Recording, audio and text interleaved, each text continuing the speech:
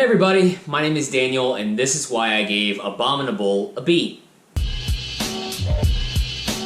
Abominable tells the story of Yi, a Chinese teenager who wants to go on a cross-country trip, and so she's working a bunch of odd jobs to make that money, much to the chagrin of her mom and her nai-nai, who just would wish that she would stop being so busy and kind of stay at home more. One day, Yi goes up to her apartment rooftop and she finds a Yeti. Yeah, that's how this works. There is a Yeti that is running away from this sort of venture capitalist who wants to put the Yeti for display. The Yeti just wants to go home to the Himalayan mountains, so Yi, looking for that adventure and having found it in the Yeti, which she names Everest, she's gonna take him home to Mount Everest. And that's pretty much the plot. It kind of reminded me of Up meets Free Willy, and the great thing and kind of the disappointing thing about this movie is the speed. This movie knows that it's got such like a bare bones plot, and I wouldn't say bare bones because it's not bad, I would say it's extremely lean. So the movie doesn't waste any time. It knows that you've seen movies like this before, so instead of having that weird break in the first part of the movie where it's like, oh, we have to watch them slowly become friends. No, Yi, through the characterization they give her, is such a fast-paced human being. She knows what she wants. She's goal-oriented, she's hardworking, she's dedicated, and so as soon as she sees this Yeti in trouble, she immediately drops everything and knows that she needs to help this poor little animal.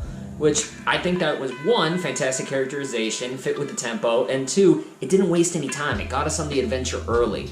The problem comes whenever you're actually in the adventure and you're meeting more characters, especially the villain, played by Eddie Izzard. Yes, that Eddie Izzard. But you get to know a little bit more about that villain, and I kind of wanted more, because I feel like the movie was leaning toward that area. And maybe if you would have given us 15 more minutes on the adventure, know a little bit more about the villain, know a little bit more about Yi, know a little bit more about her friend and his cousin, that kind of stuff would have really elevated the movie beyond that sort of lean storytelling. Another problem with this kind of storytelling is that there's a thing called Yeti Ex Machina, where the Yeti has magical powers, because of course he does, and it feels like every single time the movie is stuck in a conflict, the Yeti just does the Yeti Ex Machina and it moves them along. So the problem with that is you never really feel there's a threat going on. It kind of just feels like, oh, they're gonna get into trouble and they're gonna find a way out of it, and then they get into trouble again and they're gonna find a way out of it. There's no real kind of tension that's built up, and so I found that the movie, with that sort of like problem-solution storytelling, got a little bit dull, surprisingly. But where this movie really shines is in the animation. This is directed by Jill Colton, who's been in the animation industry since the 90s. She worked on that Thief and the Cobbler movie, Toy Story, Monsters, Inc. She actually has one of the story credits on Monsters, Inc. So she's been a Pixar veteran for a while.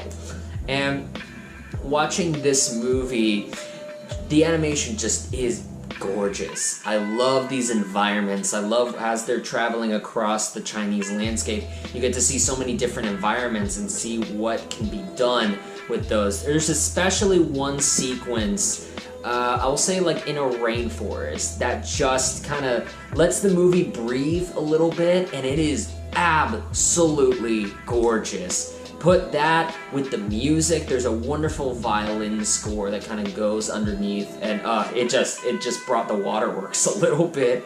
And if we had more moments like that, I think I would really love Abominable instead of just like it. I would say go for a matinee at least, because the images on screen really need to be on the big screen. You need to really be engulfed in this environment, in this world. A world that we don't get as often in animated films. I think the closest I've gotten to a purely Chinese animated movie was, if I'm thinking about it, Mulan and maybe Kung Fu Panda. And one of the things I enjoyed about this film is that it's made up of a cast of Chinese and Chinese-American actors mostly. Chloe Bennett, who plays Yi, is half Chinese. And in a weird bit of serendipity, the boy who plays the popular kid, Jin, his name is Tenzing Norgay Trainer, and he is actually the grandson of Tenzing Norgay, who was the very first man to climb Mount Everest to the summit. But that's my time. Thank you very much for watching. If you want to keep hanging out and talking movies with me, subscribe to the channel below. But right now, it is time for you to choose your own adventure between one of these videos. On the left is my inclusion into the Halloween Hall of Fame, Evil Dead 2, and on the right is my ranking of all 5 live-action Jokers. So, you've got a decision to make, choose your own adventure, and I'll see you next time.